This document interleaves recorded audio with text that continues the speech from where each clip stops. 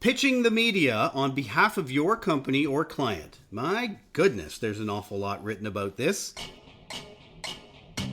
We decide to talk with a journalist today, one who has spent more than 4 decades listening to 1 million pitches on stories and strategies, the real world of professional communications.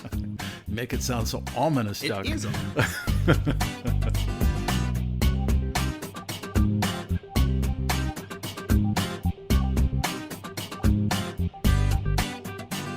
All right, my guest, Tony Tai, one of the most accomplished broadcast journalists in Canada. Tony, you and I probably go back 20, 25? 90s? 90s, yeah. I was 10. Yeah. Something. Well, you and I go back a ways. You started your career in radio in Belleville, Ontario, back in 1977. Yeah, I went to college in Belleville and got my first job there. And I was 10 at that point. Now, you ended up traveling west, eventually landing in Calgary at CJ92 in 1985. Then 4 years later, started your television career that saw you become, and this is when I got to know you, you were the consumer reporter in Calgary. That's where your career progressed to. What was that like? It was the most intense time I've ever experienced. People were so interested in consumer information and consumer scams and all of that type of thing. It went through the roof. It was just the most watched informational program on the air at that time, and gives you a real indication of just, how much people want that type of information. And eventually you were a 6 o'clock news anchor with Global Television in Calgary. Yeah. Recently retired or semi-retired? Or I took early retirement a year and a half ago. Still doing a little work on the side, helping people know how to pitch their stories and how to train them for the media. Hence, we are here. And over the course of your 40 years, how many pitches could you possibly estimate that you've heard? I mean, tens of thousands. And interesting that, when you go back 40 years, they weren't called pitches then. They were just the daily news announcements you got from the government or the police or the hospital or something like that. It was the everyday news, but you didn't look at it from the point of view that, they're trying to get me to do a story. You thought this was important stuff. I mean, they made an announcement and you had to go out and cover the story. It was all over the map. So you take a look at everything over the years, anything from a community ribbon cutting to a bottle drive to a major government funding announcement. Those were all stories that were given to reporters because someone sent it to a newsroom to do a story about. So what did that media pitch look like? You started in 77. That, for me, starting in the late 80s, it was about a fax machine and sometimes the BN wire, the wire service. Yeah. What did a media pitch look like going as far back as to the 70s as opposed to what it looks like now? It's a strange concept. You got an envelope and you opened it and you took a letter out. I mean, really. I mean, it wasn't immediate. You got a release in the mail or you were sent something by fax, or we had teletypes back then. The teletype would give you the daily news events, but they would also give you daily news announcements. They would have a list of all the pre-scheduled announcements coming out from various professional organizations and government. And that was just what you did. It happened in your community, you covered the story and went on from there. And as a communications consultant, you and I are approached all the time by clients to help attract media to do a story about, inevitably, it's about the great work that our client is doing. Yes. What's your advice for that? Well, I think the most important thing is, first of all, there's a difference between what you think is a good story, the person who wants to pitch it, and there's a difference between what the reporter is going to think is a good story, and most important, what the audience is going to think is a good story.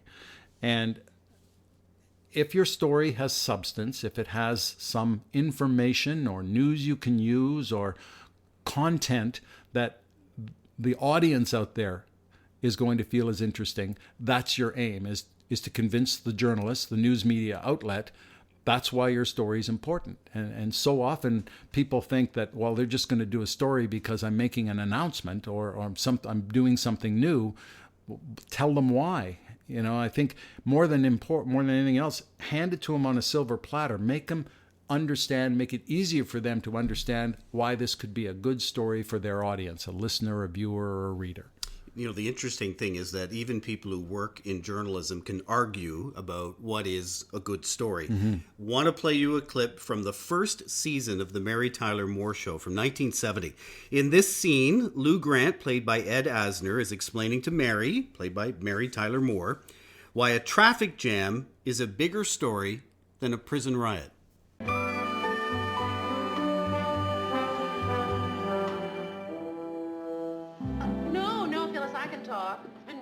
Quiet around here today. Mary, get a camera crew downtown right away. Just this minute, Phyllis, I'll call you back. Mr. Grant, we don't have a camera crew available. There's one covering a riot at the prison, and I can't locate the other one. The biggest story of the week breaks, and we're doing a prison riot? What's the story? There's a major traffic jam. A major traffic Mr. Grant, why is the traffic jam more important than the prison riot? You are so lucky. I am going to tell you everything I know about news. It's worth taking notes. Oh. Don't take notes. Why is the traffic jam more important than a prison riot? How many people would you say are in a prison riot? Offhand? How many? 50. How many in a traffic jam? Oh, I see. No, you don't. A lot of those people in that traffic jam are going to go home and watch the news, right? Right. Those guys in the prison riot aren't going to be watching the news. They're going to be over the wall or in solitary. Did you learn something? I'll find that other crew. And by the way, in researching for that clip, I watched about 10 old episodes from the first season of Mary Tyler Moore. They're all available for free up on YouTube. It's an amazing show. It is. And not only was it hilarious, it was very realistic. In a way, it portrayed actually what goes on in some newsrooms. Yes, Very much. including the Ted Baxter character. Oh, most definitely. There's a few of those out there for sure. You know what's really interesting about that, and it does hit what we're talking about right on the head, and that is every story that you pitch has to impact people who are in the media audience. And whether the media does a story about that pitch or not depends on how many people it impacts. The more, the merrier.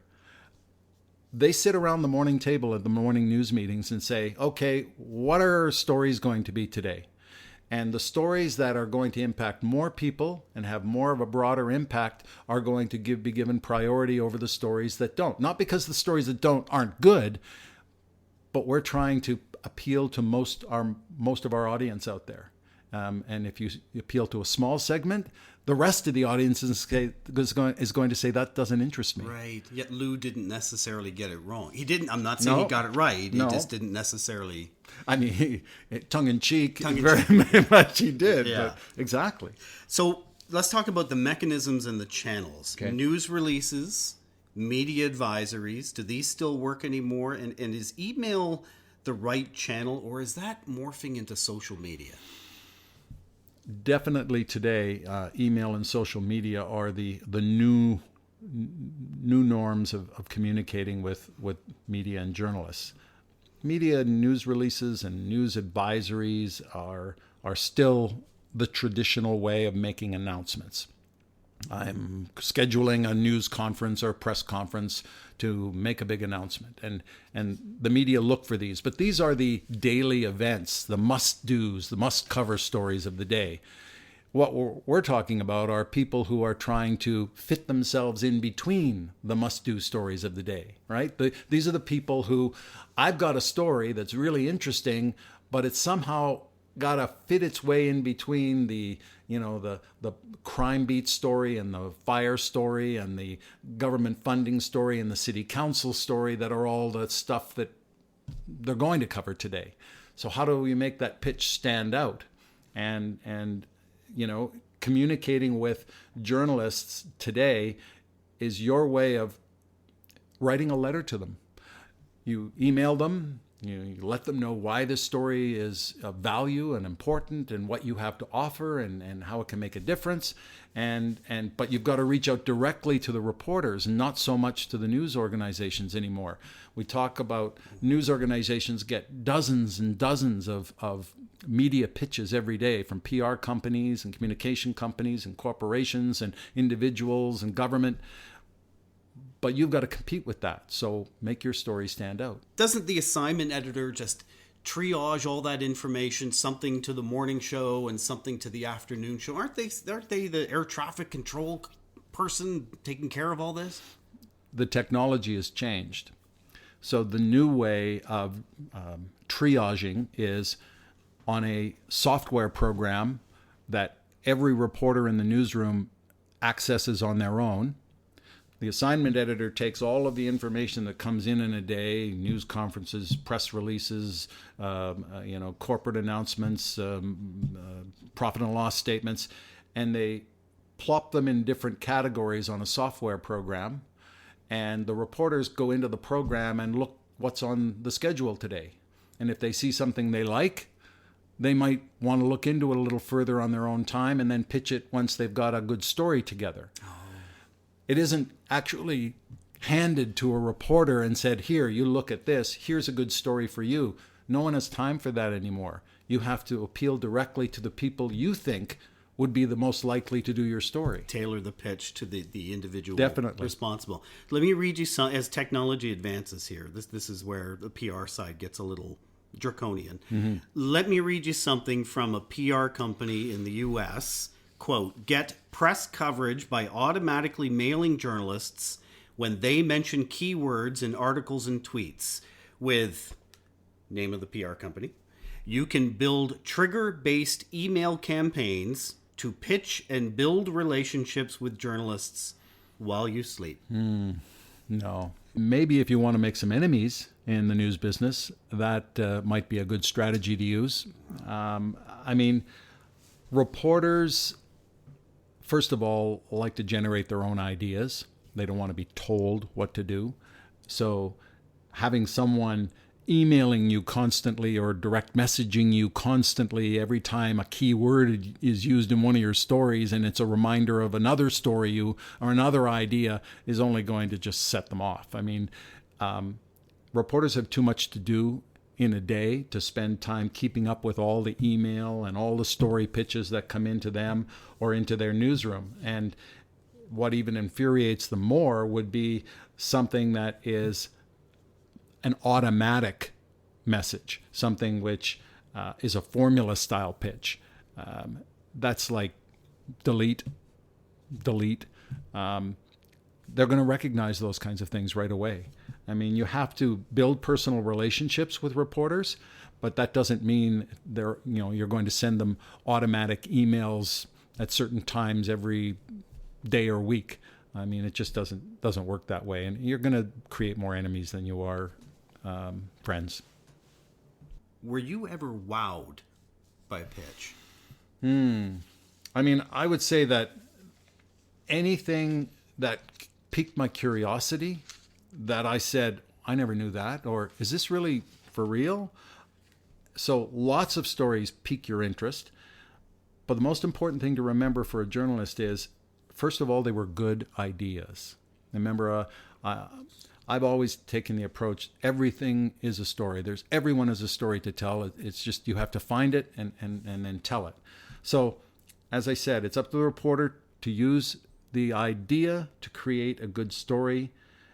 They're not going to take everything you said and use every word you give them, but you've helped them start their idea, and they're probably going to include you in the story. And that's the most you can expect out of it. You're a resource for them, and it's up to you to help them see the light. And pitches and interviews can go wrong. I want to play you a clip from the HBO show The Newsroom about a pitch that obviously goes terribly badly on live TV. The interviewee is the head of a social media site that allows people to post, share, and comment about pictures and videos of celebrities anywhere in Los Angeles or New York in real time. He wants to be on Atlanta's cable news, ACN, for publicity for his business. He's essentially pitching his business. Right. things don't go as he hoped. Oh, and by the way, you're going to hear a slightly different sound quality as this interview progresses. What's happening is they're switching scenes on the TV show between the interview live at the anchor desk and the production and directing crew watching the interview back in the mixing room. So the sound is a little different in parts of the interview. It's a map that tells you where celebrities have been sighted in New York or Los Angeles, and soon will be expanding to Vegas and South Beach. Anytime you want, you can scroll around and see, Jude Law was shopping for condoms at Duane Reade on 57th. So people are out there, and they can post a message to us and say, Kristen Bell and her kid are at the 4 p.m. showing of How to Train Your Dragon at the ArcLight. And it goes right on our map instantly. So that when Kristen Bell and her kid come out of the movies, there are a dozen sociopaths waiting for them. I don't think that's likely. Why not? Well, it's the price of fame, isn't it? No, it's not. It's a punishment for it. Celebrities have been stalked and celebrities have been murdered. What this app is best at is assisting in that, right? I'm sorry you feel that way. AC Engage is citizen journalism. Can you talk about the vetting process the citizen journalism undergoes? The vetting? People can post more than locations, they can post observations. That's right. I'm asking if those posts are fact-checked. This is one specific element of the For site. instance, in a post today, a citizen journalist tells us that Jimmy Kimmel was visibly intoxicated last night at the Soho House in West Hollywood. That's right. Jimmy Kimmel was with his family in Cabo San Lucas last night. People don't read this with the expectation of it being true. Everyone. Excuse me? Everyone. People don't have an expectation that what they're reading is true. They read it for the immediacy. But you're using the word journalism, which means there is an expectation that what they're reading is true.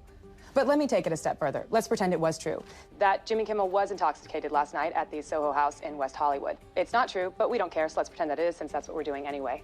Why does that belong on our website? Honestly, I think there's a shifting definition of what's public and private space. There is, and we should care about that. But my question is, why should we care about a talk show host drinking at a bar? The idea is that we're acknowledging that they're real people. I wonder how many of us didn't already know that. But you're doing more than acknowledging they're real people. You're beating them up for it.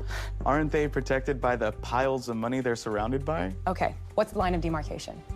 You make over X dollars a year, and now you get to be treated by us as a regular person who's basically had an electronic bracelet slapped on their ankle. What does X equal? It would be silly to name an exact dollar amount. You're paid $55,000 a year. Well, that's private. Sorry.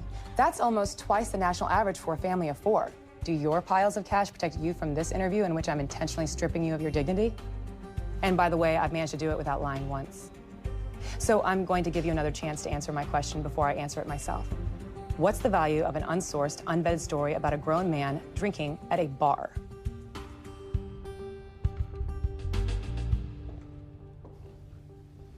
I can't give you all the time in the world. It's entertainment. Isn't that something else? Oh, wow. That's almost like a cross-examination from which is entirely possible. Yes, with it a is. report. What's the lesson in all that? Well, first of all, it doesn't sound like whoever's behind this social media site got any second opinions or any sound advice on what the potential could be when he gets interviewed by this news network, which is part of pitching a story is, bounce it off, get other opinions. You don't just think your idea is the greatest. You've got to, you've got to get different views and opinions on it. And the other thing is, pitches and story ideas are about people. And just because people are curious doesn't make what this guy was doing right. Right. And you've got to assume that a reporter is going to take an idea and go in many different directions with it. They're not going to take your point of view. They're not going to take your word for it. They're going to get other reaction opinions to whatever it is they're doing a story about, get other input from people. You don't have control over that if it's your original idea is the pitch. So you have to be prepared for that, and you have to be ready to answer to the opinions and reaction and other criticisms possibly to whatever you're pitching. Okay, this brings me back to the most basic question. If I have to pitch a story, what is the recipe for a media story? Good story is about people, and it's for people. So if your story is going to have some legs in the newsroom, it has to be something that the media, the journalists, the news organizers, the managers are all going to sit around and say, Are people going to talk about this at the end of the day? Is this something they're going to be interested in? You know, is that water cooler talk story? Or is it just a one-off kind of one or two people are only going to be affected by this? And in the end, if you can somehow relate to a media organization, a journalist, that my story has wide appeal, has some benefit, people are going to use it, they'll get some information out of it, somehow make it relate to the people who are watching, listening, or reading in the media, that's what your aim is. And will you get more coverage if you're, let's say they agree to do the story, will you get more coverage by not pitching your company so much as explaining the relevance and letting it stand for itself? In my opinion, yes. It's all about content. I've noticed it. I've thought about this. There are a whole new series of advertisements that are taking over on television and radio in particular. And they're advertisements that don't advertise the business name and where their address is. It's an advertisement with news you can use and information. And there's one ongoing right now in Calgary where the company is talking about cleaning commercial vents and ducts in buildings. And the whole advertisement is about how important it is to clean these ducts so you don't have fire risks and ventilation problems in your business. And they show how clogged these vents can get. It's 30 seconds long, but when you see the commercial, you go, wow, I never thought of that. Bingo. Yeah. It's not an advertisement. It's news you can use, and you're going to remember the name of that company. Oh, Tony, so good to do this podcast finally with you. I hope we get a chance to do it again. Well, there's so much we didn't talk about. Yeah. Thanks for your time. I appreciate it. If you'd like to send a message to my guest, Tony Tai, you can at Tony, Tony, Tighe, Tony Tai, at shaw.ca. If you liked what you heard, would you do us a favor, recommend this podcast to one friend? And if you have an idea for an episode or just want to tell us something, send us a note at info, I-N-F-O, at jgrcommunications.com. It wasn't ominous at all. Not at all. Thanks for listening. Thank you.